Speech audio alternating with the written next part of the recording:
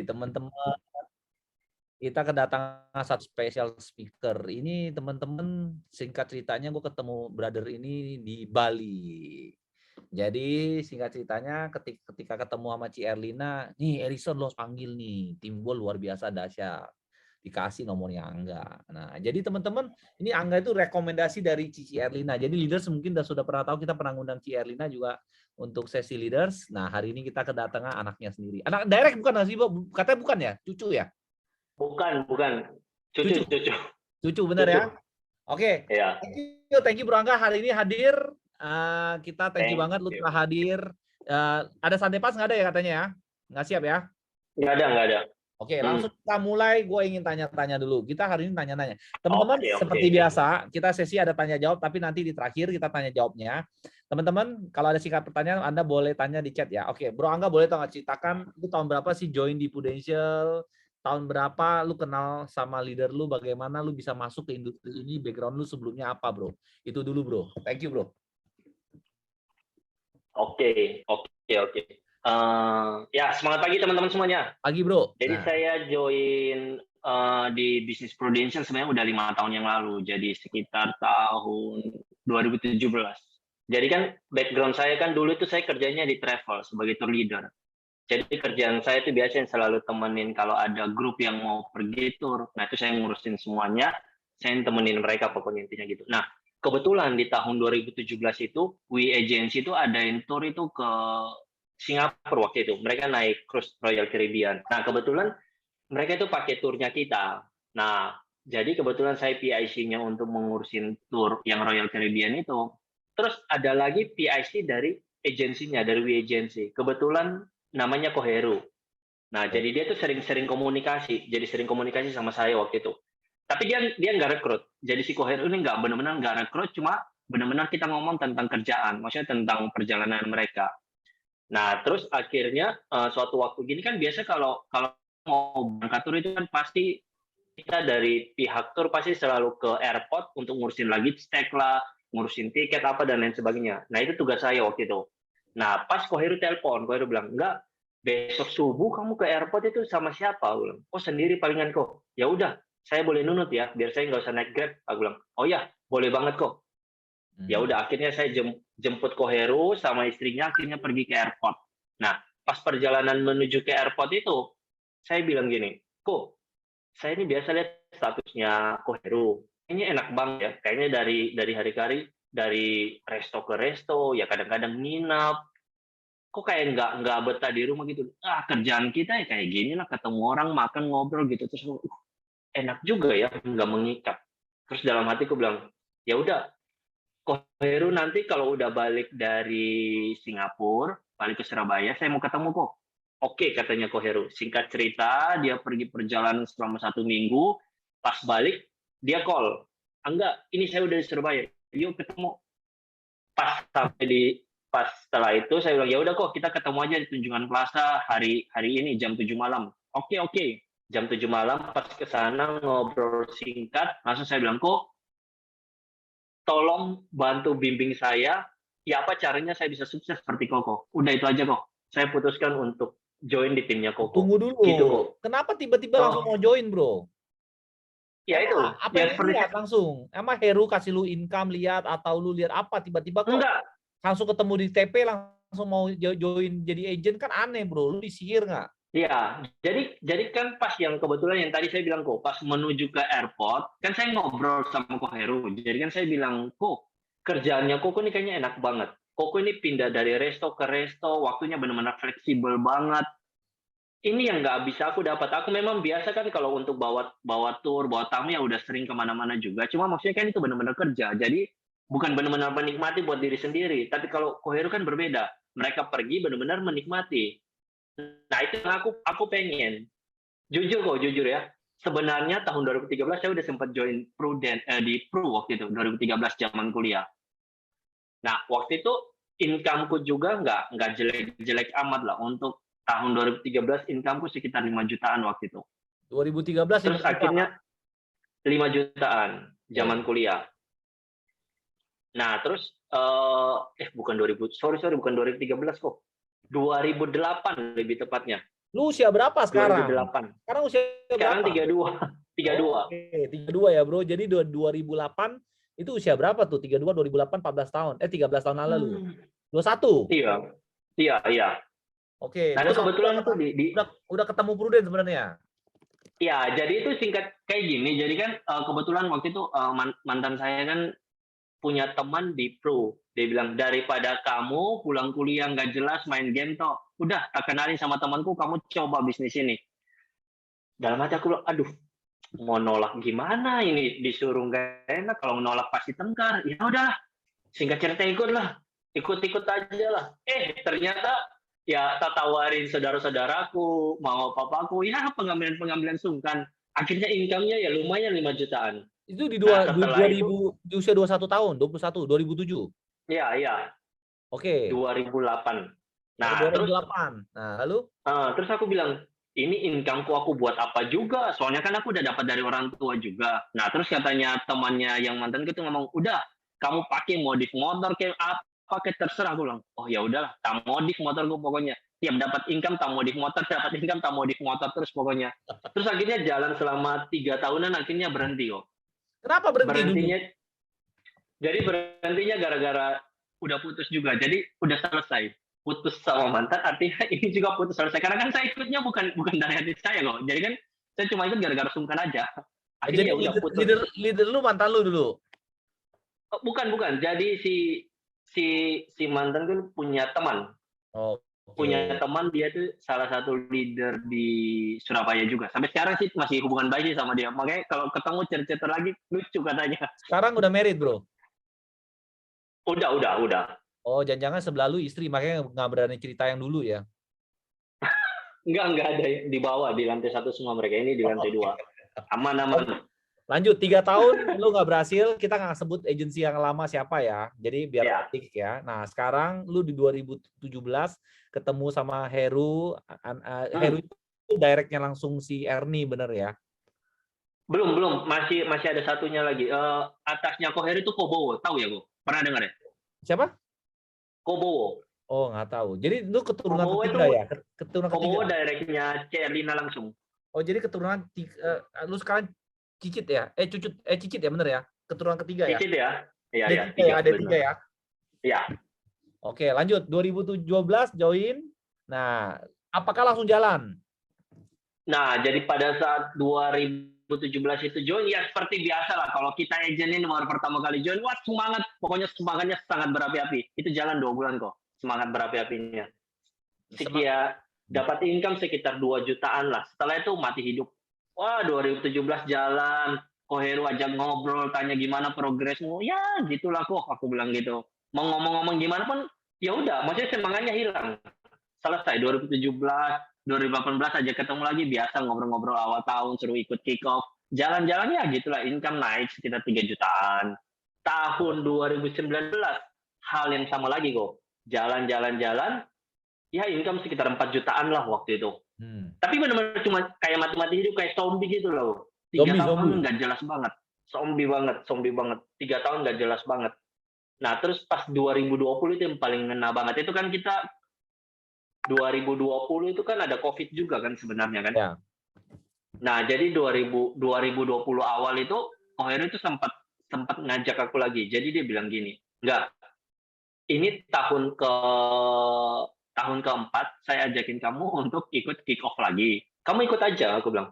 Aku ini udah ikut kick off itu tiap tahun, dan dulu pun aku udah pernah ikut kick off ya gitu-gitu aja lah. Maksudnya orang-orang yang terima penghargaan ya udahlah gitu aja dong, nggak apa-apa. Coba kamu ikut yang tahun ini.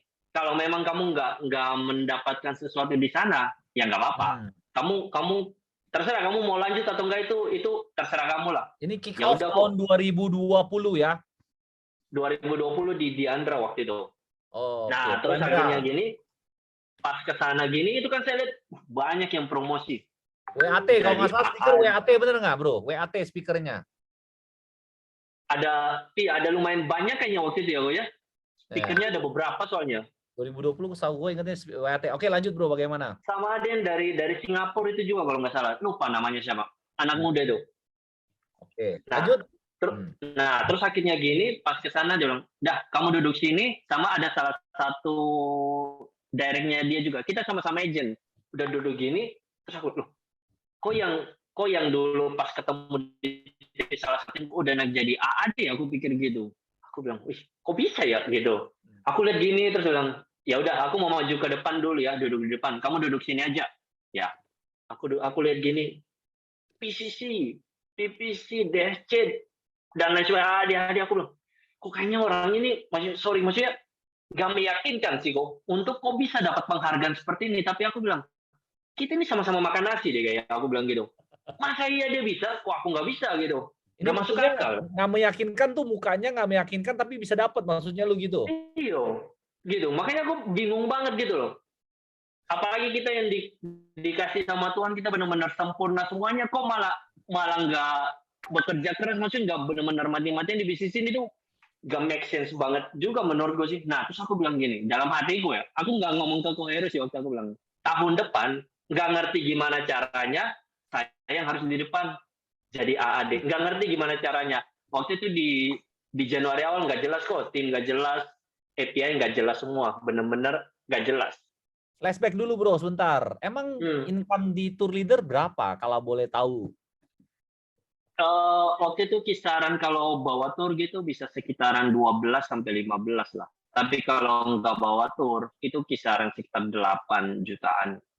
Oh, jadi 8 sampai 12 juta. Kenapa tiba-tiba kepikiran kok mau jadi prudent? Emang dijelasin jenjang karirnya, potensi bisnisnya sampai lu klik untuk jalanin industri ini, bro? Enggak sih, sebenarnya alasannya nih kalau saya cerita maksudnya di luar yang tadi kita bilang gara-gara makanan, restoran dan pindah. Sebenarnya kayak gini loh, sebenarnya ada yang kayak ngomong di dalamku gitu loh, kayak ada yang ngomong, kamu tuh ngomong ya sama Koheru yo.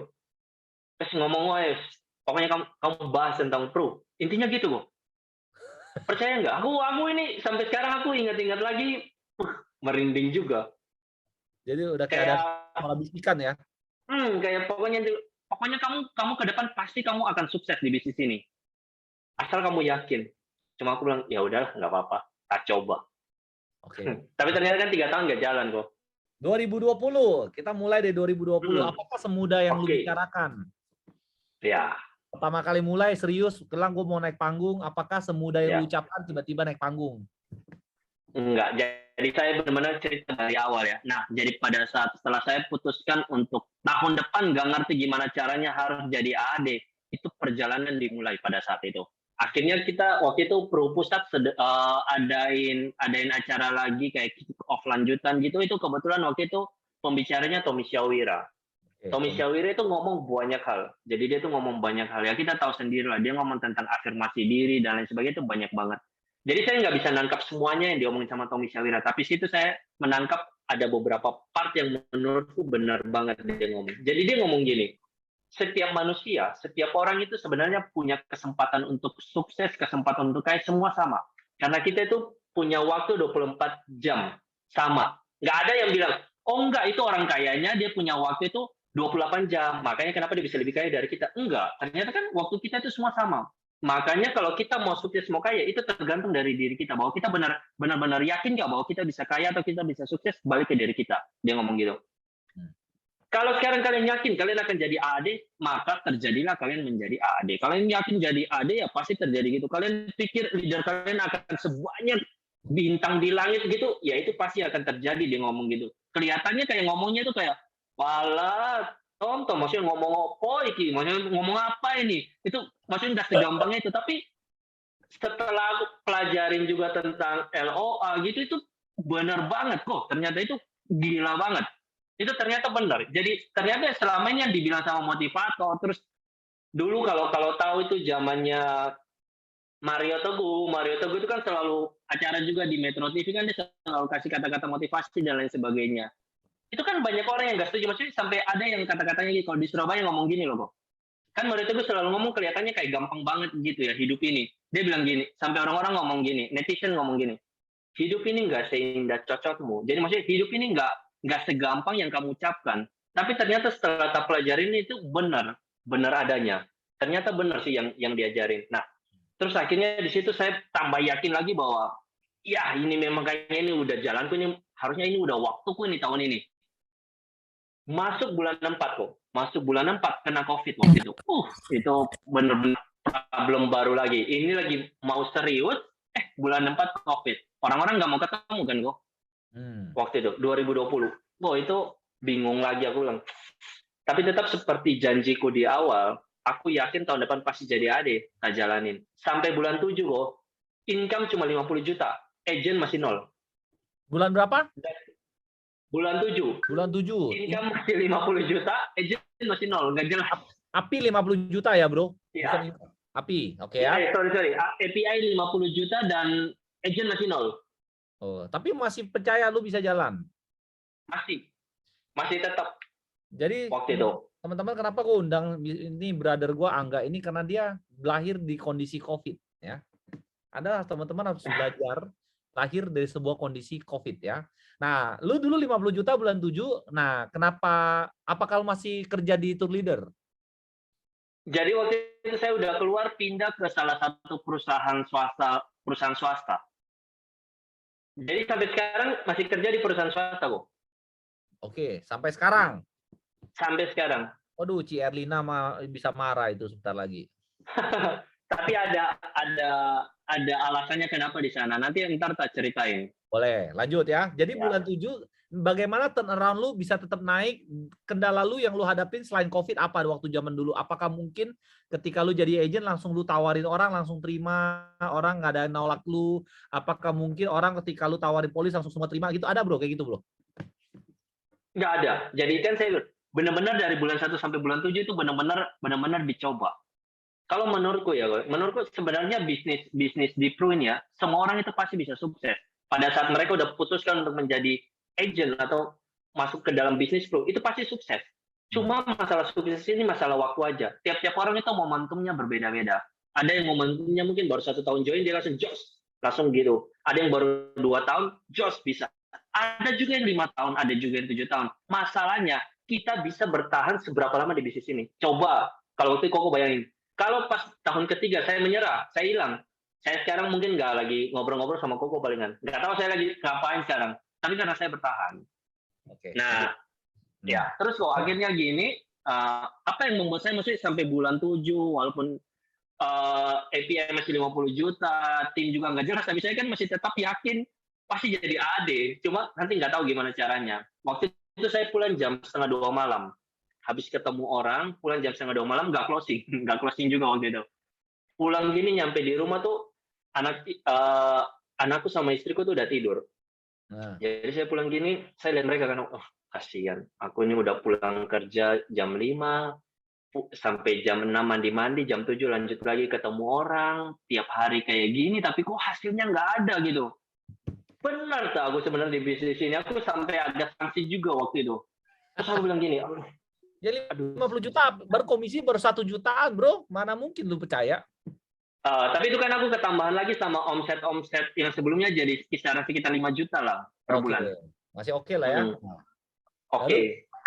Nah, terus di situ aku nangis kok. Maksudnya aku bilang gila, aku kerja 7 bulan ini nggak menghasilkan apa-apa sama sekali loh. Aku sampai mau ajak keluarga aku ke mall, sampai aku takut juga. Itu kan sekali pergi kan 1 juta, belum makan. Satu minggu mau pergi berapa kali gitu. Belum biaya susu dan lain-lain sebagainya gitu. Besar banget kan kalau kita ngomong hidup di kota. Itu di situ aku nangis. Jadi aku nangis di situ muncul salah satu dari yang akan saya mau jelasin nanti ya. Ada 5 poin yang kita untuk sukses di bisnis ini. Masuk poin yang pertama bro, sekalian. Jadi menurut lu ada 5 poin untuk sukses. Apa aja poinnya bro? Silakan lu jelasin bro. Oke. Nah, jadi yang pas setelah itu kan saya nangis waktu itu. Saya lihat anak istriku, terus di situ down. Itu benar-benar titik down banget. Jadi aku sampai agak sanksi sama bisnis ini juga waktu itu. Terus aku ingat lagi kan, aku bilang, iya, aku ini kan married juga. Aku intinya kan aku mau senangin anak sama istriku juga gitu. Aku nggak pengen kayak mereka mau minta apa, aduh sorry aku belum punya uang nih, nanti aja ya, tunggu dulu ya. Aku maksudnya nggak pengen kayak gitu.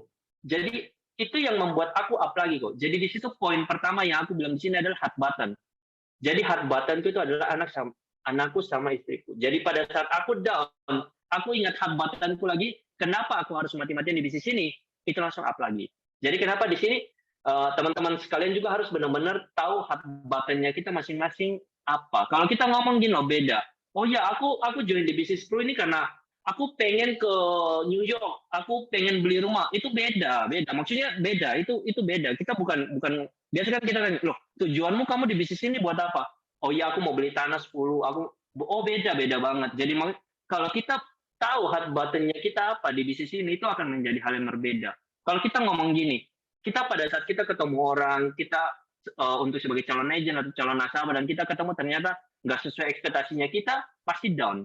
Nah, kalau pada saat kita down, kita untuk meng-up lagi, untuk semangat lagi, masa kita bilang, oh ya, aku ingatnya dulu aku mau beli tanah 10, makanya iya aku harus semangat lagi. Wah, itu kayaknya nggak, kurang kuat, itu kurang powerful banget. Tapi kalau kita, oh ya, hard button kita karena kita memang pengen orang tua kita senang. Aku nggak pengen orang tua aku gini aja, aku pengen anakku sekolah luar negeri gini-gini. Itu baru benar. Jadi pada saat aku down, aku ingat hard buttonku, anak istriku langsung up lagi. Jadi sekarang kalau ngomong down itu cepet banget kok untuk sekarang, gampang banget. Karena saya udah tahu hard buttonnya. Ada titik yang dimana hati lu itu benar-benar bergerak karena lu melakukan ini buat mereka ya, orang ya. Iya. Bukan Iya. materi ya, orang ya. Iya. Oke, lanjut. Jadi titik pertama adalah orangnya. Nah, lanjut ya. Poin kedua apa? Ya. Jadi poin kedua ini di sini saya taruh konsisten dan komitmen. Nah, konsisten dan komitmen ini yang menjadi problem buat kita semua sebenarnya. Kita nggak ngomong agent aja, leader pun semua pun itu masalah banget buat konsisten dan komitmen. Sebenarnya kalau menurutku ya, setelah saya pelajarin ya, konsisten dan komitmen ini sebenarnya kalau kita bilang susah, maka dia akan menjadi susah. Tapi kalau kita bilang gampang, maka dia akan menjadi gampang. Jadi saya buat kayak seperti ini. Saya kan kerja di perusahaan swasta itu 1 minggu 6 hari. Itu udah pasti. 1 hari pasti libur. Hari Minggu biasanya libur atau hari Sabtu. Biasanya ganti-ganti. Nah, di sini saya putuskan saya untuk konsisten untuk kerjain pro 1 minggu 5 kali. Yang artinya saya kerjain dari Senin sampai Jumat. Setelah pulang kerja, saya pasti kerjain pro. Antara itu mau ketemu calon agent, mau ketemu calon nasabah, terserah. Pokoknya harus kerjain pro. Dan saya berkomitmen untuk menjaga konsisten saya itu 1 minggu 5 kali. Nah, kenapa di sini saya bilang ini lumayan vital teman-teman. Di sini teman-teman harus putuskan dulu. Saya mau kerjain pro 1 minggu itu berapa kali dulu. Kita nggak ngomong, oh aku full time lah, jadi aku mau ketemu 1 orang, 10 orang. Udahlah, kita nggak usah ngomong masalah. Kita mau ketemu 10, 50 orang atau 20, berapa itu nggak usah dulu. Jadi kita putuskan dulu, saya mau kerjain pro itu 1 minggu berapa kali. Udah itu aja dulu. Pada saat kalau kita udah putuskan, yes, saya mau 1 minggu kerjain pro 4 kali. Contoh kayak gitu. Itu kita kerjain rutin. Kerjain rutin selama 7-8 bulan, itu pasti udah jadi kebiasaan, udah jadi habit pasti. Sama halnya kalau kita ngomong sikat gigi. Pagi walaupun kita mau mandi, kita tanpa ngomong, tiba-tiba dia bilang, ayo sikat gigi dulu. Malam pun sama kayak gitu. Nah, kalau teman-teman udah jalan 7-8 bulan, rutin, maksudnya udah konsisten 1 minggu 4 kali, 1 minggu 4 kali, itu secara nggak langsung, tanpa ngomong, di otak kita ngomong, sekarang kan kamu waktu kerjain pro, ayo kamu kerjain pro. Gitu. Itu makanya kenapa aku bilang, untuk konsisten kita untuk menentukan kita mau kerjain pro 1 minggu berapa kali itu penting banget kok. Jadi jangan gini kok. Kita udah tentuin, ya aku mau kerjain 1 minggu 4 kali, tapi minggu depan kita kurangi jadi 3 kali. Minggu depan kita jadi 2 kali. Itu nggak bisa jadi habit kok. Kalau kita tambahin, itu lebih bagus. Tapi kalau kita kurangin jangan. Karena kita untuk membangun suatu habit kan kita butuh waktu. Makanya kenapa kita harus konsisten untuk di situ. Bro, tanya. Boleh kalau sampai tanya ya? Sebelum Januari sampai 2020 sampai Juni, apakah lu konsisten melakukan prospek? API lu baru 50 juta. Konsisten? Yes, 1 minggu 5 hari kok, tetap. Tapi API-nya 50 juta doang? Iya, 50 juta doang. Kan kata lu kalau konsisten, API harus gede. Kenapa API lu cuma 50 juta bro? 7 bulan, 6 bulan ya? Ternyata masih ada kurang lagi kok. Jadi kita itu bukan masalah cuma konsisten dan komitmen aja. Kita masih ada lagi poin yang selanjutnya. Ternyata pada saat yang bulan 1 sampai bulan 7 itu, ini saya masih di poin ketiga. Saya bilang mindset positif. Ternyata mindset saya masih salah kok. Makanya kenapa hasilnya agak-agak nggak jelas gitu. Ternyata saya ini pada saat mau ketemu orang, saya masih ada keraguan-raguan juga. Jadi mindset saya benar-benar belum positif banget. Ini kalau saya ketemu ini, aduh saya ngomong gini kira-kira, aduh orangnya mau ngambil nggak ya? atau aduh aku ketemu calon agent ini dia lihat aku belum prestasi gini, kira-kira dia mau nggak ya join di timku? Oh itu udah salah banget. Sebenarnya pada saat kalau kita ketemu calon nasabah atau calon agent, udah kita berpikir positif aja. Untuk masalah hasil itu nanti kita lakukan aja maksimal hasil, kita kerjain aja yang terbaik lah. Hasilnya urusan belakang. Kalau memang dia harus di tim kita, ya pasti dia akan di tim kita kok. Kalau si calon nasabah ini pasti akan menjadi nasabah kita, ya dia pasti akan jadi nasabah kita juga. Nah, terus akhirnya gini, jadi mindset saya mulai berubah kok. Jadi hal-hal yang negatif saya benar-benar udah mulai pinggirkan waktu itu. Boleh gue Nah, tanya, bagaimana cara ngerubahnya dari negatif jadi positif, bro?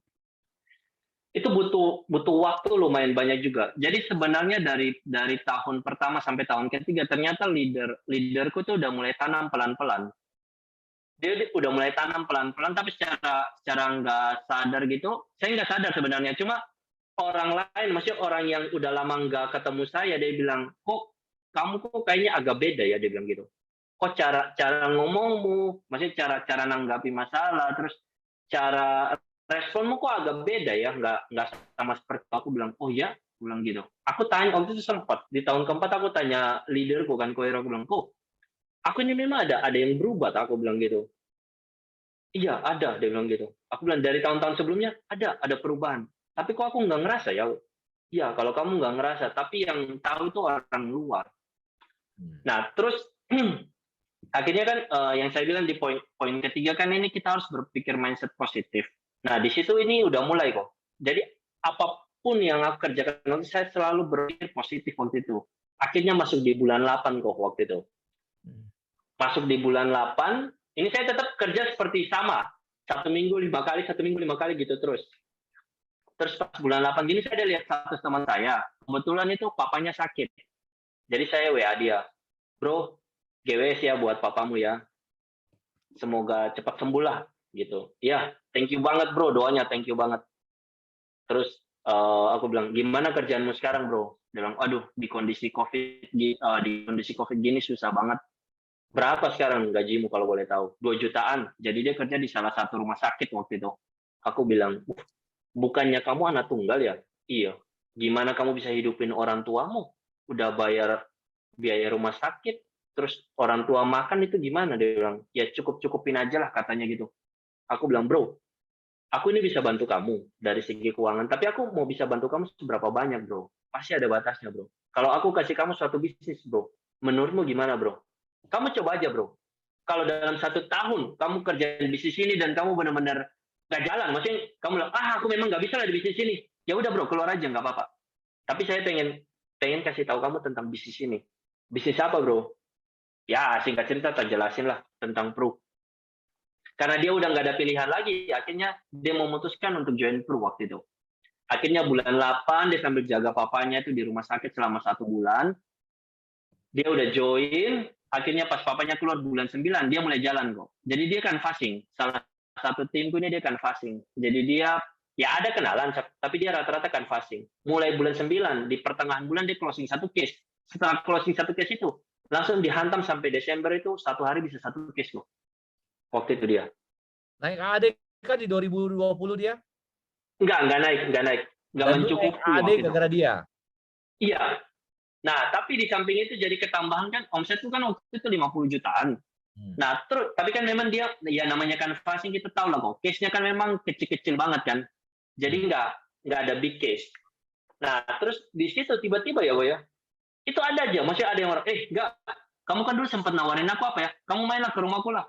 Wah, datang ke sini kayak gampang banget tiba-tiba udah closing. Aku ketemu orang lagi, ngomong-ngomong, closing. Pokoknya jadinya gampang semua waktu itu. Namanya momentum. Iya. Itu namanya momentum.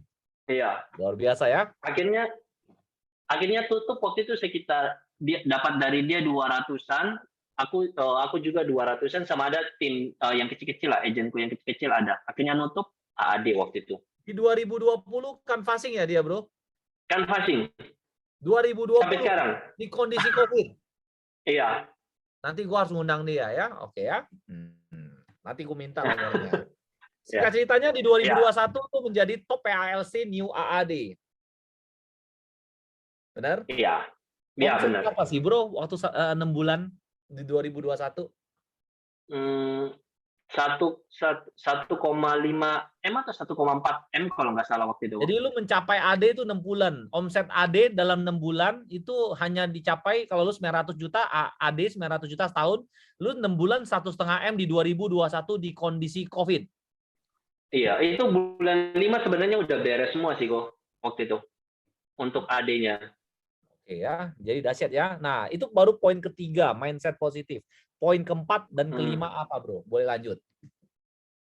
Ya, jadi di poin keempat ini saya kan belajar dari beberapa leader juga ya. Ada beberapa leader di tempatku, terus ada leader dari Jakarta juga, terus ada dari beberapa motivator juga. Jadi di poin keempat ini saya sebut bersedekah. Jadi kalau kita ngomong ya, kita di bisnis ini kita dikasih income lebih atau kita dikasih kebetulan kita cara ngomongnya lebih bagus atau mungkin kebetulan cara presentasinya kita lebih bagus, itu kita harus berbagi kok. Jadi kita harus memberi dulu, kita harus benar-benar memberi. Itu benar-benar yang diajarin sama di agensinya kita juga. Jadi kita sering banget kalau kayak leader A ajarin tim ini, walaupun nggak ada hubungan sama sekali, maksudnya nggak ada hubungan sama kita, itu yang kita lakukan semuanya. Dan itu yang kita lakukan. Nah, dan bersedekah ini kenapa saya bilang paling penting, saya tangkap banget dari Bu Sumiati. Bu Sumiati kan salah satu leader di Jakarta itu benar-benar luar biasa banget. Jadi saya dengar kisahnya dia sebenarnya kan kalau ngomong join di bisnis ini kalau butuh uang sebenarnya enggak, karena dia itu memang udah kaya banget aslinya, karena memang suaminya kan jenderal, jadi kan benar-benar udah kaya. Dia bilang sebenarnya saya tujuan untuk join di bisnis ini, saya pengen ada income sendiri. Kalau saya pengen kasih orang, itu saya nggak minta suami saya, kan nggak enak, maksudnya mau kasih orang minta suami terus itu kan nggak enak banget, walaupun sebenarnya suaminya nggak apa-apa juga gitu. Jadi tahu teman-temannya, dia itu sampai sekarang itu satu hari bisa kasih makan 300 orang loh, 300 orang anak yatim sampai sekarang tiap hari. Dan income-nya dia itu sekitar 30-40% itu tiap bulan dia pasti sumbangkan ke panti asuhan.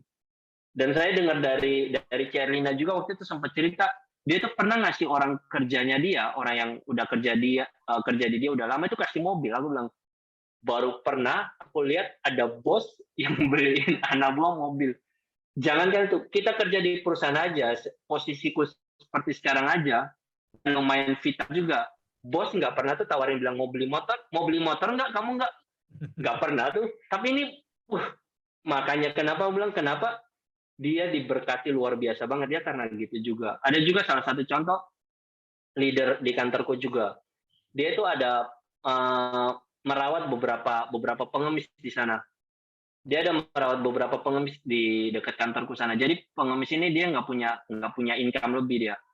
Jadi tiap hari itu dia cuma bisa kumpulin 50.000 dan dia itu harus kasih makan 4 orang keluarganya. Dia itu kan sangat nggak memungkinkan. Jadi leaderku ini ngomong, Pak, mulai saat ini tiap kali Bapak kalau cari cari botol di dekat agensi ini, Bapak makan ke warung ini aja, Pak.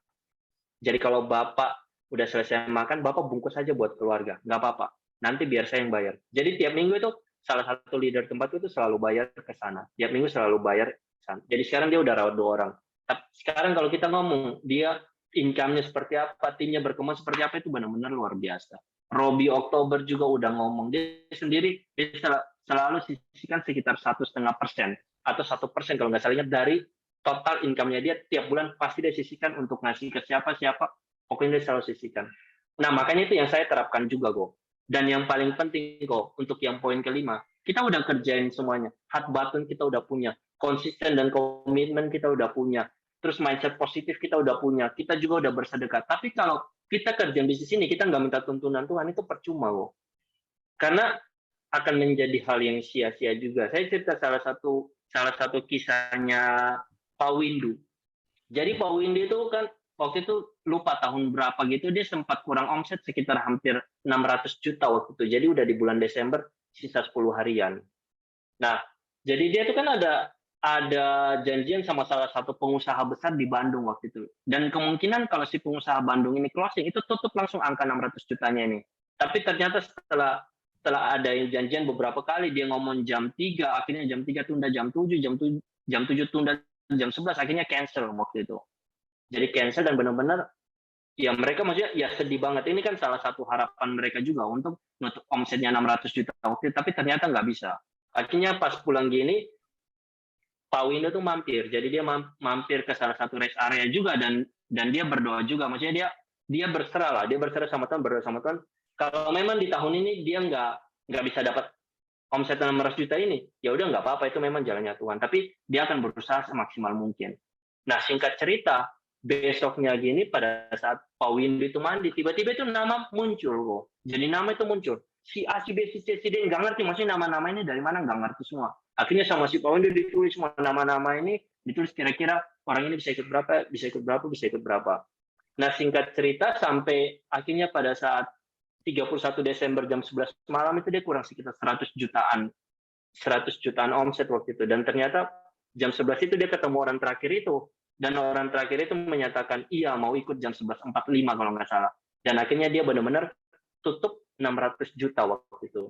Nah, maksudnya gini, kalau memang pada saat waktu itu dia pas pulang dia nggak mampir ke rest area juga, mungkin nggak berdoa juga, nggak minta tuntunan juga, ya mungkin nggak akan terjadi seperti yang seperti yang dia tutup omsetnya 600 juta itu sih menurutku. Nah, makanya kenapa dia bilang, kenapa poin ini penting banget, gitu sih kok. Oke, teman-teman, top poin 1 hard button, nomor 2 adalah komitmen dan konsisten, ketiga adalah mindset positif, keempat tadi adalah bersedekah, kelima adalah berserah kepada Tuhan. Benar ya, Bro? Iya, iya.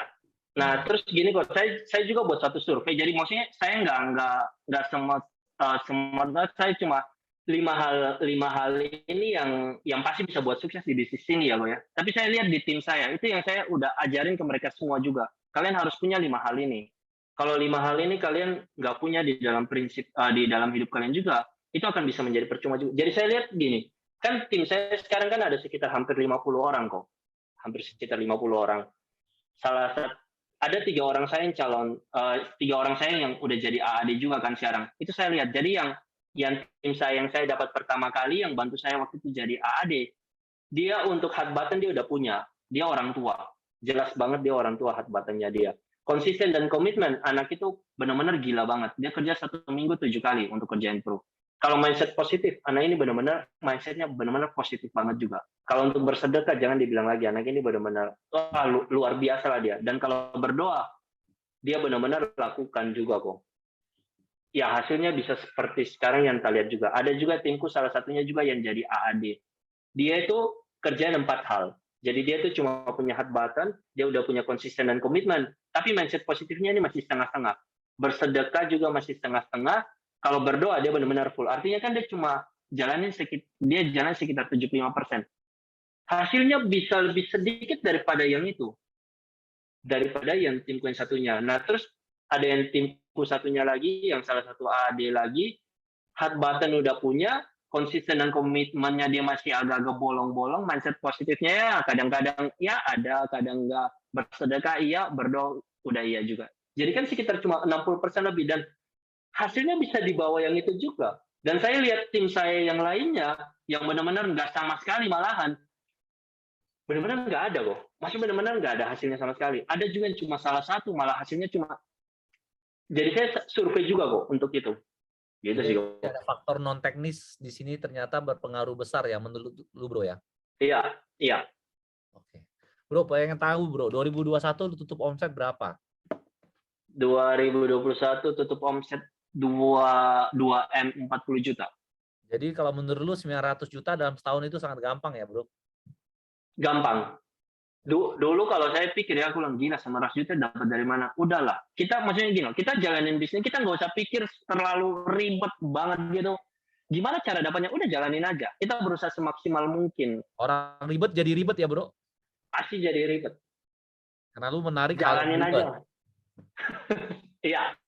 Iya, betul. Ya, teman-teman silakan kalau Anda mau chat sama brother ini luar biasa ya. Jadi gua direferensi sama si Erlina, langsung bilang, Erison lu belajar mana? Nah, Bro, kalau boleh tahu tadi kan lu bilang lu tidak masih kerja, kan lu mau cerita kenapa Bro masih kerja? Kalau menurut gua dengan pencapaian tahun lalu lu mencapai double stack club leader dengan promosi 3 berarti double stack club leader ya, benar ya? Iya, betul. 2M OR 45%, 645%, at least dah hampir 30-an juta, 40 juta, 50 juta ada kali ya, benar ya? Iya, kisaran 40-50 kok. Oke, 40-50 juta ya.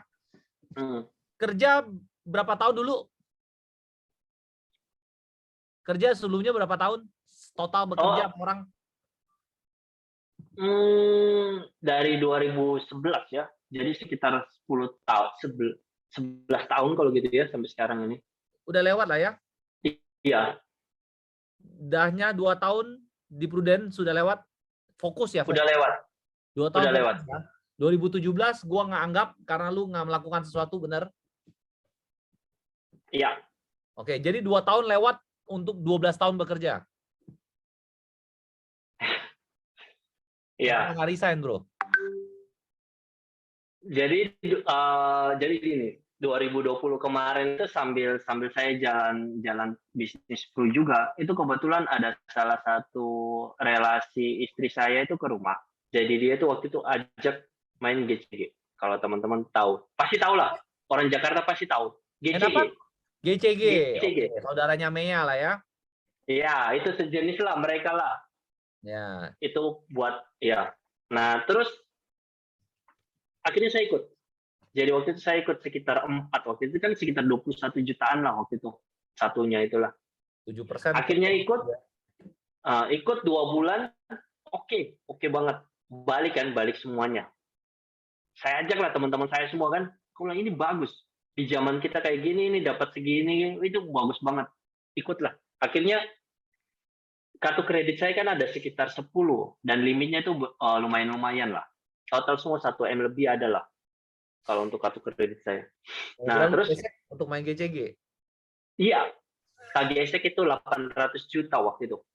Anak pinter ya? KGSek 800 juta, tak cemplungin semuanya. Temanku itu sampai yang tajak itu ada yang untuk biaya meritnya dia di 2021 dipakai masukin ke sana. Akhirnya batal merit juga. Rata-rata temanku yang lain itu kena 400, 300, setengah M gitu lah. Kebetulan punyaku yang lumayan besar, 800 juta waktu itu kok. Dan setelah ikut itu, mulai muncullah si Dato itu bilang ketangkap di Vietnam lah, inilah, itulah, udah banyak. Dan iya kalau kamu mau ambil yang udah dibukukan, kamu harus cemplungin lagi gitu. Wah udah enggak lah. Temanku bilang, udah kita lapor polisi aja. Aku bilang, percuma kamu lapor polisi, nggak akan jadi apa-apa.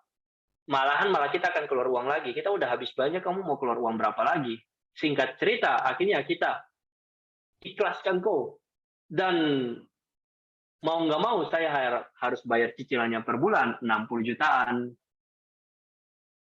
sampai 70 juta. Makanya kenapa saya belum bisa keluar dari kerjaan saya yang ini kok. Karena kalau pada saat keluar, artinya kan saya miss sekitar 20 jutaan. 20 jutaan ini itu kan ya bunganya kakak tahu sendiri juga lah. Itu ngeri banget lah.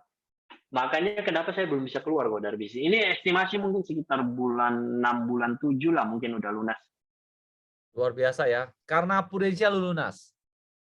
Iya. Iya. Kalau lu udah kapok dengan GCG udah pasti? Pasti kalau money game sudah enggak lagi. Pasti udah enggak lagi. Lu pasti tahu lah ya. Depannya D sekarang, lalu Vin, tahu lah ya, Net, tahu lah itu. Oh iya, tahu. Iya. Saran lu apa? Sama atau tidak? Gue cuma minta jawabannya. Ya, simpelnya gini ya, kalau ada orang tawarin kita tentang money games ya. Money games kan ya artinya kita ngomong, dia kasih kita kan bunga pasti nggak masuk akal. Contoh lah kita katakan nggak usah muluk-muluk, dia kasih kita 5%. Contoh aja ya, contoh. Dia nggak usah muluk-muluk kasih 5%, dia tawarin ke kita. Kalau saya langsung bilang gini, kata-kata pamungkasnya, aku bilang, bagus bro, 5% bagus banget di zaman sekarang. Deposito aja, nggak ada yang nyampe, belum dipotong pajak. Aku bilang, udah gini aja bro, tak taruh ya, uangku sekarang tak taruh 300 juta di tempatmu, bunga kan 5% bro, 4%-nya buat kamu bro, 1% kamu kasih ke aku. Tapi kita tanda tangan di atas hitam putih bro, kalau ada apa-apa, kamu tanggung jawab atas uangku. Mundur kok, pasti mundur, nggak mungkin nggak. Loh kita kurang cengli apa? Modal dari kita, bunga 4% kasih ke kamu, 1% aja kasih ke kita. Nggak akan ada yang mau. Ya artinya memang, ya kita tahu sendiri ya, memang ya bohong-bohongan juga sebenarnya gitu. Tapi kalau memang ada yang pemain money game juga ya mereka memang tahu. Jadi kita money games itu memang kan ada beberapa. Jadi ada yang bertahan 1 tahun, ada yang 8 bulan, ada juga 2 tahun dan lain sebagainya gitu. Tapi intinya itu masalah waktu aja semuanya. Karena kan mereka pakai skema Ponzi. Lu bilang itu adalah Ponzi? Iya. 100% menurut lu? Ya, arah-arah ke sana setelah saya pelajari lumayan ini ya. Itu benar-benar skema Ponzi. Karena GCG dan MEA pun mirip ya. Iya, karena gini kok. Saya sampai pikir gini kan, kita gampangnya aku bilang, kalau aku nggak ngerti. Jadi kalau si si si teman relasinya dari Sriko itu, waktu itu kalau dia ajak kita pun, maksudnya dia ngomong dia udah kerjasama lah sama atasnya ya. Jadi uangnya nggak disetor ternyata, uangnya ditahan aja. Ya kita ngomong lah, kita kan dikasih bunga sekian persen. Kita kasih 100 juta, dicicil kan tiap minggu 10%, 10%, 10% contoh gitu. Setelah bulan ke-8, uang hilang. Artinya kan dia masih pegang 4 bulan, masih untung dong.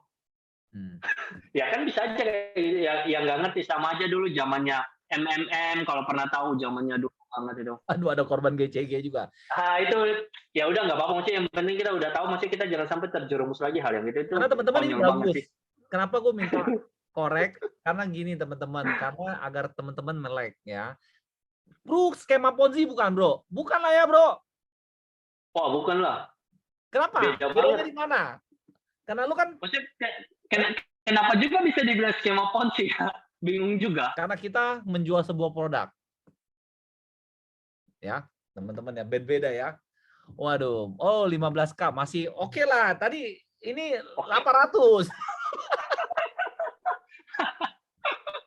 Oke ya, oke. Teman-teman ada pertanyaan, gue ada pertanyaan Angga ya dari tim di sini jawab. Timnya banyak. Bagaimana cara lu rekrut bro? Untuk lu bagaimana untuk convince calon partner lu untuk menjalankan bisnis yang sama seperti lu bro? Apa yang lu ngomongin bro? Oke. Pertanyaan bagus banget. Dan ini banyak banget yang ditanya. Kenapa sampai kita bisa buat tim itu benar-benar deket banget sama kita? Itu kan sebenarnya masalah hubungan. Kalau kita ngomong masalah tim, kita ngomong partner bisnis, kita jangan buat seperti benar-benar kita benar-benar kayak ya kita sama-sama kerja kantoran loh. Maksudnya kita punya satu kantor gitu, jadi kita harus kerja. Bukan kayak gitu menurutku untuk hubungannya. Karena kalau gimana pun cara kita main pendekatan ke agent, pendekatan ke nasabah sebenarnya sama aja. Jadi kita harus buat mereka nyaman sama kita dulu. Jadi kalau sama timku biasanya gini, tiap pagi saya pasti selalu kirim kata-kata motivasi. Kalau nggak biasa saya kirim doa juga buat mereka. Ada yang respon, ada yang nggak respon juga. Nah kadang-kadang ada yang respon itu saya pasti selalu balas chatnya mereka, kita chat biasa. Jadi kalau saya sama timku benar-benar 80% malah kita ngomongnya nggak jelas kok. Maksudnya ngomong-ngomong biasa banget gitu loh. Ngomong-ngomong keseharian, sekarang filmnya sekarang yang lagi ngetren apa, kamu udah nonton mau kayak gini, kamu udah coba belum makannya, restonya baru dibuka kayak gitu. Ya biasa kita ngomong-ngomong kayak gitu. Nah orang kalau udah benar-benar nyaman sama kita, apalagi kalau benar-benar udah seperti keluarga, cara ngomong kita tentang bisnis itu bisa lebih oke. Jadi contoh kayak gini, kadang-kadang ya kok ya, ada kenapa tiba-tiba tim kita nggak jalan. Tiba-tiba 1 bulan jos banget, tiba-tiba bulan kedua benar-benar hilang lang gitu. Kita kan harus tahu dulu apa yang menjadi problemnya dia nih. Kan ada yang masalah non teknis sebenarnya dari itu. Jadi bukan berhubungan sama pro. Yang mungkin tiba-tiba mungkin orang tuanya nggak setuju, atau pasangannya nggak setuju, atau tiba-tiba mungkin dia dikasih kerjaan sama bos lebih lembur, makanya dia nggak ini. Ya makanya kan kita harus cari tahu dulu masalahnya itu di mana. Nah kalau kita hubungannya nggak benar-benar baik sama si timnya kita itu, nggak mungkin dia mau maksudnya cerita semuanya ke kita tuh nggak mungkin. Nah makanya kenapa saya adalah kunci, benar? Iya, benar banget. Jadi kenapa makanya saya selalu bilang ke tim saya, kita harus buat partner bisnis kita benar-benar seperti keluarga. Jadi saya sampai benar-benar kenal satu keluarganya semuanya lebih tepatnya. Kalau yang adikku aku udah kenal semuanya lah, satu keluarga. Jadi kalau sampai saya kalau main ke rumahnya mereka benar-benar udah kayak rumah sendiri. Datang ya udah langsung dimasakin Indomie pakai telur gitu, langsung makan, mau ini terserah lah. Benar-benar udah seperti keluarga. Jadi sampai orang tuanya, terus anaknya apa semua benar-benar seperti keluarga. Jadi lebih enak gitu. Nah untuk bangun hubungan seperti keluarga itu, kalau kita ngomong itu semuanya butuh waktu. Kadang-kadang kita pada saat proses untuk itu, kita untuk menemukan calon agent yang bagus atau calon nasabah yang bagus itu semua butuh proses. Kadang-kadang kita nih nggak betah kok di prosesnya itu, kita nggak kuat. Kadang-kadang kita baru jalan 1 bulan, iya 1 bulan, 2 bulan, 3 bulan, 4 bulan, 5 bulan kita baru jalanin, orang ini nggak bisa bojai. Maksudnya Omong kosong nggak bisa lah orang ini ngomong tok, nggak bisa. Kita tiap-tiap orang itu timingnya tuh beda-beda, momentumnya tuh beda. Nggak bisa kita Tapi pukul nggak rata mungkin kan, semuanya. bro. Lu memperlakukan semua orang yang sama. Pasti lu ada kriteria orang ini pantas lu buang waktunya lebih banyak dibanding orang yang lain. Pasti ada. Betul, betul, Kriterianya apa, bro? betul. Saking seringnya udah ketemu orang ya, saya ini bisa lihat sekilas. Kira-kira orang ini benar-benar serius nggak di bisnis ini. Saya deketin salah satu calon AD, salah satu AD saya yang sekarang ini. Itu saya pendekatan 1 tahun kok. Satu Jadi tahun saya pendekatan. satu tahun. Jadi 1 minggu sekali saya pasti selalu ke rumahnya. Sampai ditanyain istriku, kamu tuh ngapain sih ke rumahnya itu terus sih? Nggak apa-apa, main-main aja aku bilang gitu. Tapi aku nggak langsung nembak, jadi aku halus. Masuknya lebih halus kok. Caranya, jadi datang benar-benar cuma ngobrol-ngobrol biasa aja, biasa udah pulang minggu Apa depan. yang lu lihat dari dia, bro? Sehingga lu meluangkan waktu lu ke dia. Kenapa nggak semua orang melakukannya? Kan nggak mungkin lu lakukan semua orang. Apa yang lu Ya, lihat dari orang itu? ya. Karena aku lihat dia kan ibu rumah tangga juga dan dia benar-benar pekerja keras banget menurutku karena dia tuh punya bisnis konveksi juga. Nah, aku lihat kerjanya dia aja dia gini mati-matian. Aku bilang kalau dia join di Pru harusnya dia bisa seperti ini. Cuma memang butuh waktu. Jadi maksudnya dia kerjaan konveksinya udah benar-benar luar biasa banget. Nggak mungkin langsung tiba-tiba di Pru dia akan langsung jos seperti enggak. Itu butuh treatment ekstra juga loh. Itu pada saat setelah 1 tahun dia memutuskan untuk join. Apakah teman-teman kira dia langsung jos langsung enggak? Itu 6 bulan setengah tahun buat benerin mindsetnya tok. Benerin mindsetnya tok 6 bulan. Bayangin teman-teman. Kalau kalau coba gini loh, aku bilang, aku kan udah yakin orang ini pasti sukses. Cuma memang butuh treatment agak ekstra gitu. Kalau di 2 bulan pertama, 3 bulan pertama, 4 bulan pertama aja, saya udah menyerah sama dia. Ya mungkin dia nggak akan jadi AAD-ku juga di 2022. Oke. Jadi lu lihat, menurut lu dia ada sebuah kapasitas yang cukup besar, makanya lu meluangkan Ya, waktu terhadap dia uh, lebih banyak dibanding dan calon agent yang lain ya. yes, yes. Dan yang paling penting, saya kalau untuk cara rekrut orang, yang paling gampang kita lihat, udahlah, orang ini kalau punya hot button, kemungkinan besar pasti bisa di bisnis ini. Simple. Kemungkinan besar Buttonnya ya, pasti bisa. ada Pasti hot. bisa. Oke. Tapi kalau kita pas di awal kita masih ngobrol-ngobrol, terus dia hot buttonnya masih nggak jelas. Sorry kata juga teman-teman, itu agak lebih susah lagi. Karena pada saat dia down, kita agak susah untuk buat dia up lagi. Karena dia belum nemu. Kita ngomong, kamu nggak pengen tak kamu ke Singapura gini, nggak bisa, nggak mempan. Tapi kalau kita tahu hot buttonnya dia itu lebih gampang lagi. Rekrutmen Kita terbesar ikutin aja di sana, bukanlah menjual materi ya menurut lu, bro. ya, Jadi rekrutmen terbesar adalah lu mengetahui kelemahannya dia apa dan lu bawa itu terus. iya. Kadang-kadang gini loh, kita nih orang Indonesia nih benar-benar masih empatinya itu masih besar banget kok. Jadi kadang-kadang kalau kita ngomong kena gini, iya ya dulu aku join di bisnis ini kan buat orang tua aku masa iya ya namanya orang tua ya kita ngomong mau hidup berapa lama juga ya kita nggak pengen hidupnya gini-gini aja kita kan pasti pengen sesuatu yang berbeda buat hidupnya untuk meninggalkan kenangan yang indah juga kayak gitu makanya kenapa kita harus mati-matian ya contohnya kira-kira kayak gitu Bung. Paham? Oke ya, menjawab pertanyaan dari Bapak Loloy. Ini mungkin curhatan dia nih ya. Bagaimana cara maintain tim, bro? Padahal secara waktu lu kan terbatas, sedang karena lu belum full Ya. time. Tapi temen, tenang ya. Kalau nggak salah Angga ngomong bulan 7 selesai ya, bro? Bulan Hah? 7 selesai. Bulan 7 kan lunas kan utang gara-gara Oh iya ngekiki. iya iya iya iya Bulan iya 7 lunas langsung full time ya? iya planningnya gitu. Oke. Bagaimana cara bagi waktu sedangkan lu masih part time? Gampang banget. Itu balik lagi ke yang masalah konsisten dan komitmen. Jadi kan jadi kalau saya kerjain suatu bisnis, satu kerjaan saya benar-benar profesional banget. Jadi kalau memang kita ngomong saya kan kerjain yang bisnis, satunya itu kan kerjanya dari jam 8 sampai jam 5.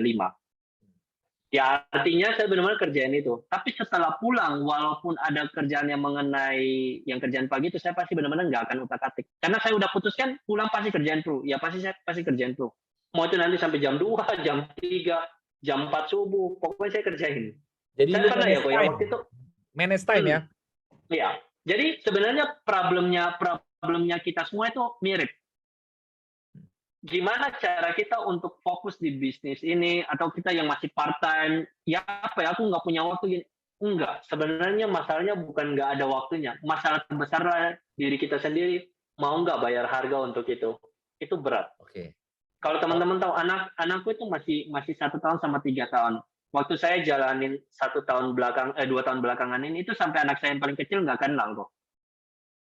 Aku pegang itu nangis. Gimana? Pulang malam udah tidur. Berangkat pagi kerja masih tidur. Jadi sakit, nggak pernah ketemu. Sampai dia nggak kenal. Ya, tapi itu harga yang harus dibayar. Istri nggak marah?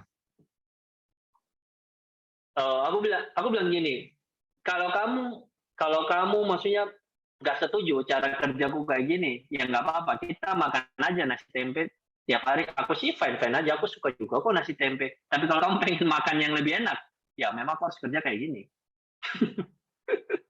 Bro, tadi ada satu kata lu bilang kan asal lu bisa manage time, bagi waktu nggak apa-apa Pak, dan komitmen lu pasti bisa bagi waktu. Pertanyaan berikutnya, gua agak mengganggu di Ya. gua. Kenapa harus resign? Kenapa nggak double job terus saja?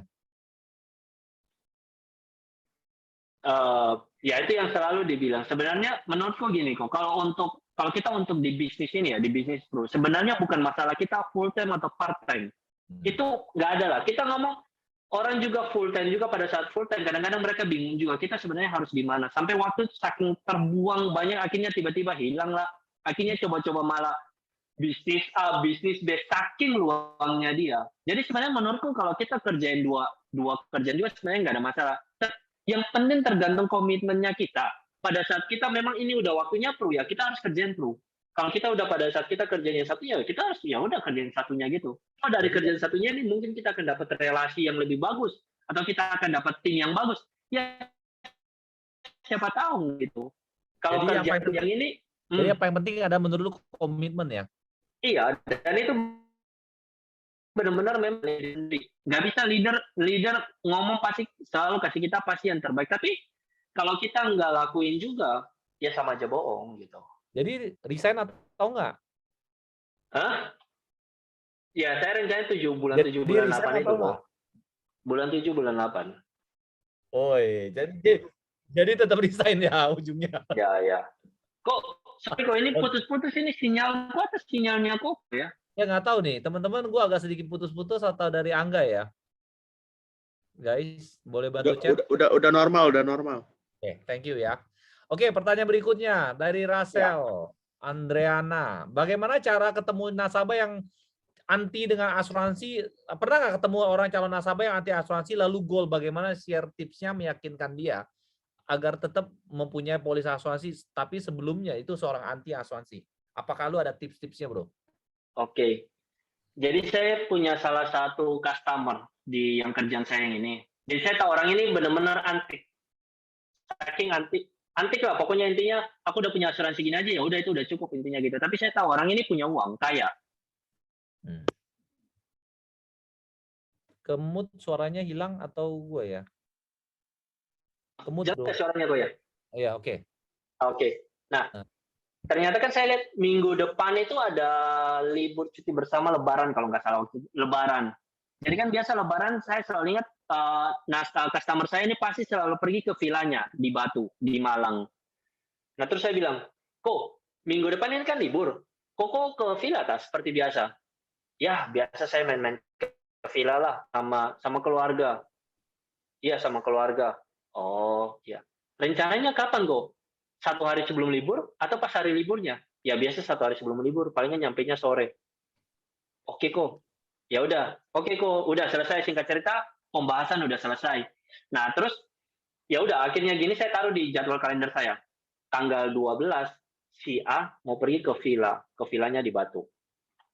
Jadi pada saat tanggal 12 itu saya langsung menuju ke sana kok. Saya langsung menuju ke villanya langsung. Jadi saya nggak janjian sama sekali sama dia. Itu perjalanan dari Surabaya sekitar 3 jam lebih menuju ke sana. Jadi saya benar-benar nggak janjian. Pas sampai sana jam 4 sore, saya cuma telepon. Kok udah nyampe di villanya? Udah, kenapa nggak? Ya ini kebetulan saya lagi di Batu, kok habis ketemu orang. Boleh nggak kita main-main ke villanya Koko? Ini pasti jawaban kebanyakan orang pasti dia ngomong gini, loh ngapain kamu main ke villaku? Nah, pada saat kalau orang ngomong gini, kadang-kadang kita sebagai agent itu kita bingung. Aku jawabnya gimana ya? Kalau udah ngomong kayak gini, nolak mungkin ya orang ini ya. Sebenarnya simpel banget. Kalau dia ngomong gitu, kita ngomong gini aja.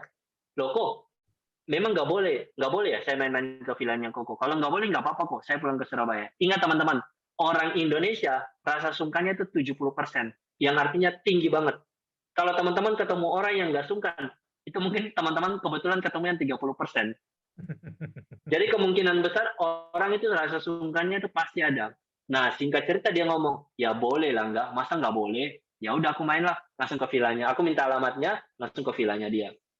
Nah, jadi ke sana ya udah ngobrol-ngobrol sama keluarganya dia, ngobrol. Setelah itu diajak makan, udah ngobrol-ngobrol basa-basi. Terus sampai jam 11 malam waktu itu, sampai jam 11 malam dia ngomong gini, enggak, ini udah malam, kamu nggak usah pulang lah ke Surabaya. Mending kamu nginap di sini aja. Besok pagi baru kamu pulang. Aku bilang, oh ya udahlah, nggak apa-apa kok kalau gitu. Aku bilang, ya puji Tuhan punya kesempatan. Aku bilang gitu kan untuk masuk. Dan ternyata memang dia nggak senang. Terus dia ngomong gini, kamu jujur aja lah nggak? Kamu itu sebenarnya ngapain sih kamu kesini tuh? Tujuan utamamu apa? Dia bilang gitu. Kamu tahu kan? Aku tuh kalau kamu bahas insurance aku nggak senang lah. Dia ngomong gitu. Aku bilang, ya aku kebetulan aku baru ketemu orang kok. Jadi aku tuh punya salah satu referensi dari kerjaanku yang di tour dulu. Jadi aku ketemu salah satu Pak Haji di situ kok. Ya sebenarnya nggak ketemu kok, tapi maksudnya tak ceritain aja yang case-case dulu gitu, tak ceritain bahwa itu baru terjadi tadi. Aku bilang iya, dia baru habis ketemu, terus dia nanya tentang masalah pajak warisan. Soalnya kan saudaranya kan udah sempat ikut di aku pajak warisan. Nah dia tuh pengen tahu pajak warisan itu apa. Nah dia penasaran kok, makanya dia ikut. Aku bilang, loh Koko sendiri itu udah punya pajak warisan atau belum? Dia bilang, apa itu? Nggak ngerti, dia bilang gitu. Aku bilang, oh, ya udah besok lah kamu jelasin, ini udah malam juga. Dia ngomong gitu. Kita tidur aja lah, aku bilang. Oh ya udah nggak apa-apa kok. Koko udah punya kesehatan juga, aku bilang gitu. Kesehatan udah punya, aku punya generali lah. Aku bilang, oh ya, yeah. Satu keluarga semua generali, on bill. Aku bilang, ya udah kok, besok tolong difoto aja kok. Nanti coba saya lihat. Ya udah. Nah, terus akhirnya sampai jam 4 subuh akhirnya aku pulang. Karena kan jam 8 kan harus masuk kantor. Jadi jam 4 subuh itu pulang, mandi, terus langsung lanjut kantor. Terus saya WA dia waktu itu, kok tolong difoto dong polis-polisnya, saya mau lihat. Oh iya, iya, iya. Terus sekitar 1 jaman gitu difoto sama dia. Jadi dia ini udah menuju pulang ke rumahnya dia. Jadi akhirnya dia foto, polisnya semua ternyata aku lihat gini, on bill sih on bill, tapi maksudnya on bill-nya itu masih on bill banci kalau kita ngomong gitu loh. Akhirnya aku rangkum semua, tak jelasin ke dia bilang, waduh, bener juga ini kalau sakit ini nambahnya lumayan banyak juga. Aku bilang, kok ini aku coba kasih penawaran punyaku aja ya. Nanti kok lihat aja. Ya udah boleh. Akhirnya aku buat satu keluarganya dia, aku langsung kasih ke dia. Kasih ke dia gini, terus aku bilang, kok udah baca? Udah. Ya udah, tak telepon ya kok ya. Oke. Tak telepon gini, aku bilang, gini kok penjelasan PPH. Wah, bagus juga ya. Dan kalian ternyata punya kelebihan di perawatan kanker juga, dia ngomong gitu. Aku bilang, iya, ya udah. Kamu langsung proses punya aku ya, 4. Aku bilang, oke kok. Langsung proses, langsung issue waktu itu. Jadi langsung saat itu juga langsung ditransfer semua preminya, sekitar berapa ya? Hampir 70 juta sih waktu itu. Jadi kalau gue lihat dari kuncinya adalah pendekatan lu yang sangat bagus ya, bro. Iya, ya bisa dikatakan gitu. Kadang-kadang gini kok. Kadang-kadang kita kalau ketemu orang yang udah blok duluan, kita kan harus buat mereka ya gimana caranya buat dia nyaman sama kita dulu kan sebenarnya kan. Itu kan poin pentingnya. Cuma kadang-kadang di situ kita agak bingung. Ice breaking-nya kayak gimana itu kita bingung. Jadi kemampuan approaching Sebenarnya sangat ya. tinggi. Kemampuan approaching lu sangat tinggi ya, bro. Nah, kalau yang leaderku itu lebih ngeri lagi. Wah, itu benar-benar expert banget itu kalau dia. Itu lebih ngeri lagi kalau dia. Jadi sebenarnya teman-teman ya, kalau kita ngomong, gimana caranya kita sampai bisa ngomong sama orang 3 jam, 4 jam, 5 jam, dan lain sebagainya gitu. Itu kan masalah wawasan kita sebenarnya. Jadi saya selalu bilang ke tim saya, kita sebenarnya bisnis ini kan benar-benar unik banget. Jadi kita nggak melulu belajar tentang materi aja. Materi memang penting, kita harus tahu. Apa yang kita edukasi ke orang itu kita harus tahu. Tapi non-teknisnya juga kita harus tahu juga yang lain. Contoh, kita harus tahu tentang kondisi Indonesia sekarang seperti apa, politiknya seperti apa, restoran-restoran yang bagus di mana, terus sekarang lagi booming itu traveling di mana, film Korea sekarang yang lagi booming apa, itu kita harus tahu semua. Maksudnya nggak tahu sampai detail banget, tapi kita tahu. Kayak contoh kita ngomong gini, kayak contoh filmnya Anya kan, jadi dia ngomong it's my dream, itu kan sampai orang semua tahu gitu loh. Jadi kalau macam kita ketemu AI dan dia ngomong tentang itu, terus kita bilang, AI? Nggak tahu saya, apa itu? Loh, orang udah nggak nyaman banget, wah orang ini kok nggak ngerti, masa terkenal itu, masa kamu nggak ngerti? Oke. Itu kan layangan putus gitu. Non teknis lu penting banget ya bro ya? Iya itu penting banget. Jadi cara belajarnya sebenarnya bukan masalah kita udah telat atau apa, nggak ada. Jadi gampang gini. Saya selalu luangkan waktu tiap pagi setelah bangun tidur antara setengah jam sampai 45 menit baca berita. Terserah mau baca berita apapun, politik, olahraga, terus sinetron apa, baca aja bebas. Malam juga luangkan waktu 45 menit baca aja. Buat tahu aja. Jadi pada saat kalau kita ketemu susu yang ngomong senang tentang saham, kita ngerti lah dikit-dikit. Nggak expert nggak apa-apa, yang penting tahu dikit-dikit. Non teknis penting dalam pembukaan approaching ya. Iya. Oke. Jadi membuat orang yang antipati mungkin karena lihat lu pinter, dia juga membuka diri.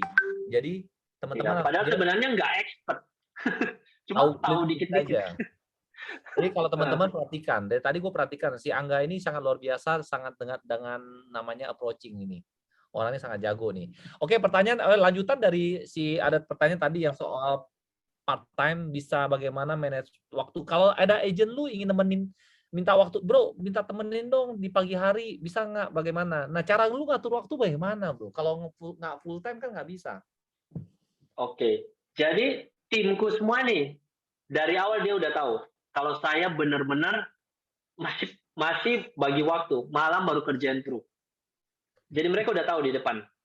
Jadi biasanya kalau memang mereka ada butuh yang mendesak, pagi atau siang, pasti leader saya yang turun kok. Dibantu sama dia. Karena dia juga udah tahu dari awal juga leader saya. Jadi dia benar-benar support banget. Karena ini lu benar-benar kejebak karena gara-gara GCG ya. Iya. Pertanyaan beres ya, Lolo ya. Pertanyaan dari Ivandi Setiawan. Bagaimana waktu lu follow up? Mungkin dari mau follow up agent, mau follow up calon agent atau calon nasabah.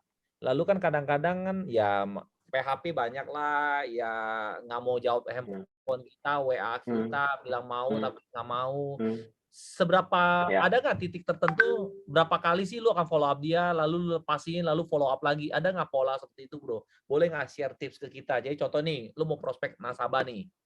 Nasabah ini bilang bikin proposal, habis itu dia tanya, oke nanti ya, ditanya bagaimana Bu, oke nanti ya. Nah, lu sampai kapan akan mengatakan, udahlah gue nggak follow up dulu. Nah. Oke. Saya balik lagi ke yang tadi saya bilang. Teman-teman ingat baik-baik, orang Indonesia 70% itu sungkan. 30% itu memang orang nggak sungkanan. Jadi memang kalau kita dapat orang-orang yang benar-benar nolak terus sampai dia nggak, itu benar-benar mungkin termasuk dalam 30%-nya itu. Kalau saya untuk ketemu case kayak gitu, langsung saya datangin ke rumahnya. Kalau saya udah tahu alamatnya ya, maksudnya saya udah tahu alamatnya, saya langsung datangin ke rumahnya, langsung saya bilang, kok lagi di rumah? Ini kebetulan kok saya lagi main-main di dekat rumahnya Koko, jadi sekalian saya mampir kok, mau main-main ke sini. Oh sorry, nggak bisa aku lagi, nggak apa-apa, pulang saya. Pulang 1 minggu atau 1,5 minggu kemudian, aku datang lagi ke sana. Kalau memang chat sama telepon dia nggak respon seperti yang pertanyaan yang tadi ya, saya datang lagi. 2, 3, 4 kali nggak mungkin nggak ditemuin kok. 100% pasti ditemuin. Antara itu, ini kita nggak ngomong masalah closing ya. Ditemuin aja itu udah nilai plus banget. Mau ditemuin itu udah nilai plus banget. Untuk masalah hasilnya belakangan. Karena walaupun dia nggak ikut saat itu juga, tapi dia lihat kegigihannya kita. Mungkin ke depan dia akan ikut. Kalau teman-teman tahu ya kisahnya Patung waktu itu cerita tentang salah satu agent yang deketin dia, itu benar-benar gila minta ampun. Jadi si agent itu bolak-balik datangin ke rumahnya gitu sampai berkali-kali, sampai sekitar puluhan kali lah kalau nggak salah. Sampai Patung itu penasaran, kenapa orang ini sampai berpuluh kali dia masih tetap datang walaupun dia cuma pengen ketemu dan belum tahu akan closing atau enggak, kan belum tahu, kan cukup pengen ketemu dulu. Tapi ternyata dia bilang, ya karena dia, kalau si agent itu bilang, ya karena aku care sama patung, aku nggak pengen patung kenapa-kenapa, jadi kalau sampai patung kenapa-kenapa, ya patung udah punya perlindungan ini dan lain sebagainya gitu. Singkat cerita kan patung ngambil. Ya itu sama halnya juga kalau kita ketemu orang ya kita ngomong kayak gitu. Aku paling paling sering banget kutip itu dari bukunya Bert Palogo. Itu wah the best banget udah. Kalau case-case kita mau cara ngomong ke calon-calon nasabah, udah pakai case itu aja. Itu rata-rata tembus Jadi bukunya Bert Palo. intinya lu coba terus sampai Ya, pendekatan lu semakin bagus, sampai dia menerima, menurut lu masih ada kemungkinan dia akan closing ya. iya. Kalau orang udah terima kita aja itu udah nilai plus banget itu. Itu ada Kalau agent kemungkinan itu. bagaimana, Bro? Kalau agent bagaimana calon agent? Hmm? Kalau calon agent lu follow up, rekrut dia, Ya, udah jadi agent, kode agent udah keluar, training nggak mau, jualan nggak mau, tapi bilang ya. mau duit. Nah, sampai kapan lu akan skip? Atau oh udahlah, ini orang nggak usah otak-atik. Katakan lu tadi kan ada lu punya direct kan ada sekitar 5 grup, lu ada 50 orang. Nah, berapa ya sampai Ya. kapan lu akan melakukan cukup lah, gue nggak mau otak-atik nih anak. Kalau untuk agent sekarang. Sebenarnya pada saat kalau benar-benar directku ya, Wei. Sebenarnya pada saat aku terima mereka, aku kan udah lihat mereka kan. Sebenarnya orang-orang ini semua peluang. Tapi seperti yang aku bilang tadi, tiap orang itu momentumnya itu beda-beda. Ada Oke. yang benar-benar baru join langsung jos bisa. Ada yang 2 tahun, 3 tahun, 4 tahun, 5 tahun juga. Kita ngomong bisnis ini bisnis kita kita kuat-kuatan. Seberapa lama kita bertahan? Ya bertahan itu bertahan di bisnis ini, bertahan dalam hadapin agent kita juga, bertahan dalam nasabah kita juga. Masalah bertahan aja. Jadi saya tetap keep kontak sama mereka. Kalau memang mereka benar-benar belum mau jalan, nggak apa-apa. Jadi aku hubungannya hubungan biasa banget, benar-benar teman banget. Nggak apa-apa. Jadi saya nggak terlalu kayak ngotot. Kamu kan udah keluar kode agent bro. Ayo kamu harus jalan, kamu harus ketemu orang gini-gini. Nggak senang kok. Jadi aku selalu mencoba memposisikan gimana kalau aku di posisinya si timku ini dan aku bicara seperti ini, apakah dia senang atau enggak? Aku selalu memposisikan kayak gitu. Karena memang kita nggak ngerti. Mungkin pada suatu waktu tiba-tiba dia udah nggak ikut kelas lama, tiba-tiba dia ikut kelas acara M2, tiba-tiba ada salah satu pembicara ngomong tek mengena di dia. Bisa, itu bisa yang kayak gitu. Tiba-tiba ada yang langsung jalan, ada yang kayak gitu. Oke. Jadi nggak apa-apa, kita tetap sabar aja. Tapi ya nggak usah terlalu sampai fokuskan waktu ke sana juga full juga. Ya nggak usah juga, karena kan kita memang udah tahu orang ini memang belum bisa jalan dalam waktu dekat, nggak apa-apa, tapi kita tetap keep kontak temenan, benar-benar teman aja gitu. Yang pasti yang lu rekrut, yang direct lu rekrut pasti yang lu suka dulu lah ya, karakter, sifat, attitude, yang pasti lu suka dulu, bener kan bro? Baru lu akan sesabar itu. Ya, hot button paling nomor satu kalau untuk saya. Tapi karakternya harus sesuai dengan sama kayak lu, atau lu nyaman dengan dia nggak? Kalau Atau kalau kita ngomong karakter ya, kita pada saat ketemu orang kita nggak akan bisa tahu di awal kok. Orang ini dia seperti apa kita nggak akan tahu. Tapi kalau orang ini hot buttonnya kuat, karakter itu kita bisa ubah pelan-pelan. Kalau kok ketemu saya yang zaman dulu, wah saya orangnya emosian kok. Tapi Oke. di Pro ini benar-benar mengubah banget. Sampai Koheru ngomong leaderku bilang, wah gila, kayak benar-benar luar biasa banget Kenapa orangnya, menurut benar-benar lu bisa sabar. berubah lu bro? Jadi itu pengaruh lingkungan juga pengaruh ya. Pengaruh lingkungan, terus kita selalu dengar kayak biasa leader-leader sharing pengalamannya mereka dari ini sampai ini tuh mengubah. Maksudnya gunanya gini loh kok, contoh gini ya, aku nyetir mobil gini, tiba-tiba dia serempet hantam kacaku, keluar kaca spion. Bisa aja aku buka kaca kan langsung keluar kata-kata kebun binatang semua pasti keluar kan. Terus yang aku dapat itu apa? Nggak ada apa-apa, maksudnya cuma kepuasan maki-maki dia. Ngapain? Aku bilang, oh palingan orang orang ini mungkin lagi buru-buru, mungkin dia ada kebutuhan, mungkin di rumah mungkin ada yang panggil, ada yang mendesak apa, atau mungkin dia mungkin mau pengen ke toilet, ya udah nggak apa-apa lah. Yang penting orangnya nggak jatuh, mobilku juga nggak parah, ya udah nggak apa-apa, biarin aja. Simple gitu. Karena Jadi banyak menurut lu banget sih. pengaruh lingkungan membuat diri lu berubah. Lingkungan Iya, presidennya. iya, Kalau gua lihat sih pengaruh income lah ya bro. iya lah. Ya, bro Angga orang Makassar ya? Pertanyaan. Bukan, Maluku, Maluku. Oh, oke. Maluku. Teman-teman, gue close dari pertanyaan floor ya, karena kita udah hampir jam 9, gue ambil pertanyaan terakhir, 2 pertanyaan terakhir. Bu Angga, kan menurut lu, apakah tips-tips jadi agent yang harus lu kerjakan selain 5 poin ini, ada nggak bro? Selain 5 poin itu. Tips untuk agent baru. Oke. Kalau teman-teman itu pernah nggak ya nonton filmnya Takeno? Atau teman-teman tahu nggak Takeno itu kan yang rumput laut yang biasa dijual di 7-Eleven, di Ya. Indomaret dan lain sebagainya itu. Itu kalau teman-teman tahu kisahnya dia ya, namanya Tok Itipat. Itu anak muda. Itu benar-benar luar biasa banget. Itu salah satu panutanku juga. Dia itu udah kerjaan semua bisnis.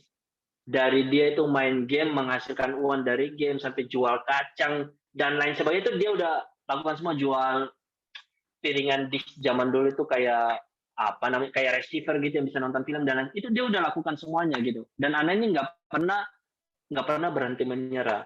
Di situ yang aku tangkap kata-katanya gini, dia bilang gini, mending kita mencoba, karena kita mencoba itu masih ada dua peluang, kemungkinan berhasil atau gagal. Tapi kalau kita nggak mencoba, udah pasti gagal.